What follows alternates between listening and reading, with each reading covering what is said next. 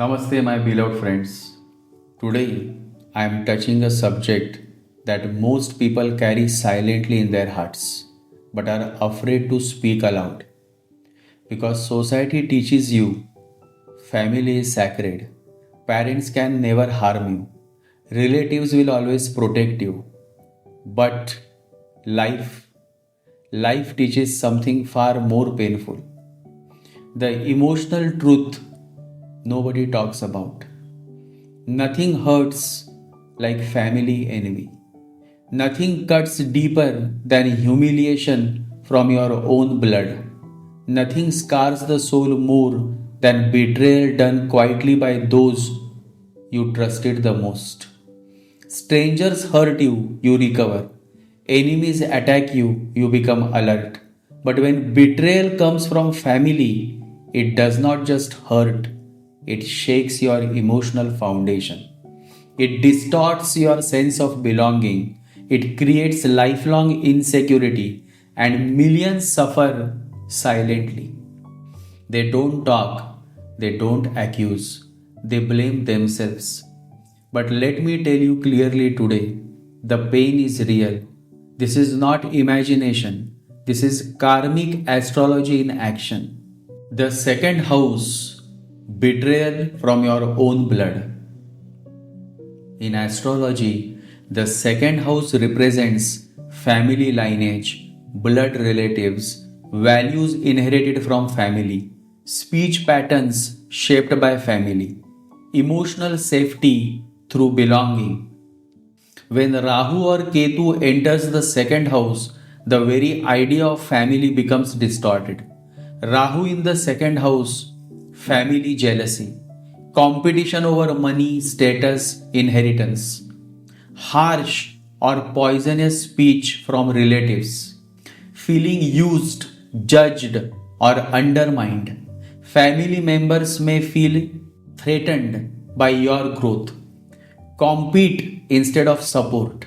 Use words as weapons. Ketu in the second house, emotional detachment from family, feeling like an outsider in your own bloodline, sudden breaks, silence, or abandonment, loss of warmth in family bonds. These souls often say, I don't feel connected to my family.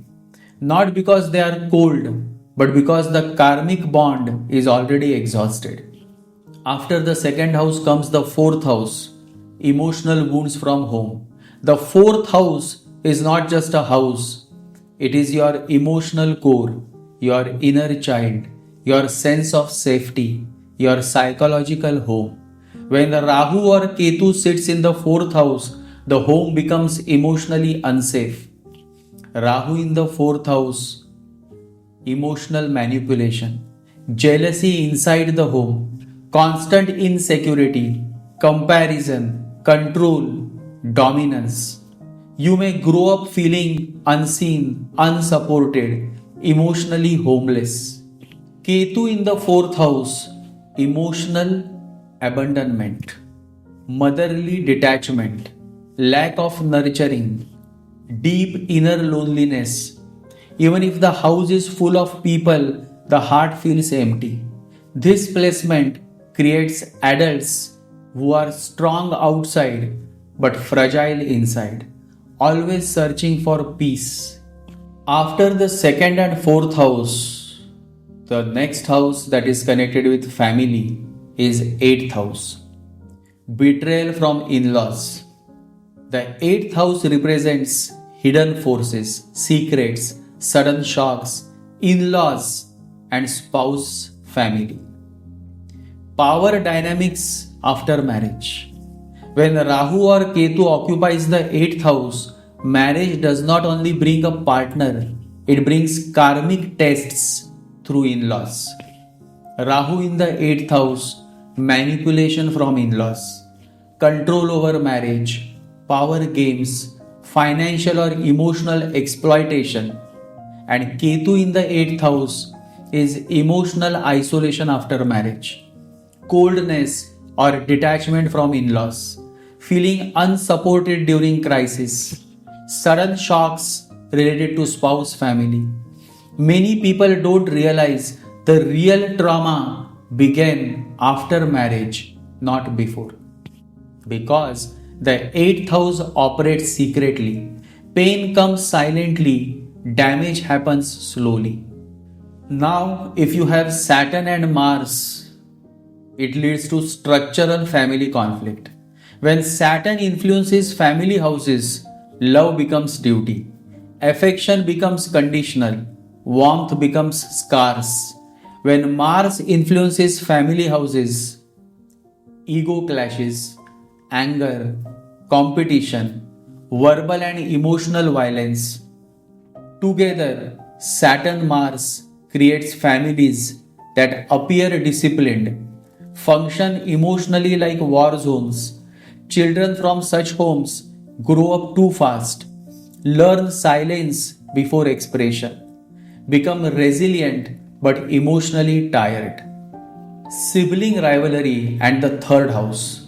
The third house governs siblings. When afflicted, comparison becomes permanent, support becomes competition, love becomes transactional. Rahu, Ketu, Mars, or Saturn in third often create karmic sibling rivalry, silent jealousy, lifelong emotional distance. These are not accidents, these are past life unfinished karmas. And so, the most important question that comes is, why does this happen to good souls?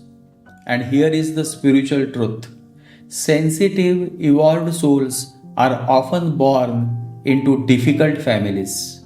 Why? Because comfort does not awaken consciousness, pain does. The universe places strong souls into emotionally unsafe homes, competitive families, unsupportive environments, so that ego dissolves, inner authority develops, independence is born. Suffering is not punishment, it is initiation. And I am not speaking only from scriptures. I know what it means to grow without emotional safety. I know what it means to build oneself without support. I know what it means to become strong because there was no other option. Because at the age of 14, I became homeless with no father and no mother and no family support. And that is why I say with clarity, your family's inability to love you is not your failure, it is their limitation. The healing shift when expectations die. You should understand this. Healing begins the day you stop asking, why don't they support me? And realize they cannot. You stop begging for validation. You stop explaining yourself.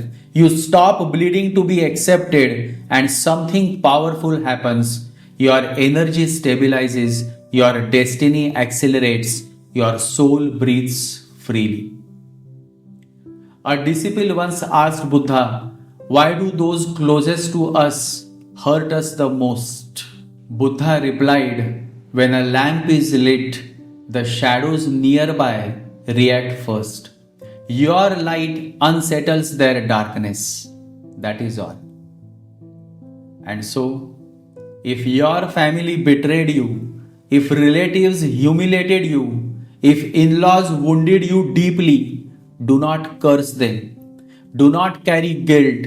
Do not shrink yourself. Instead, understand this. You were not born to belong blindly.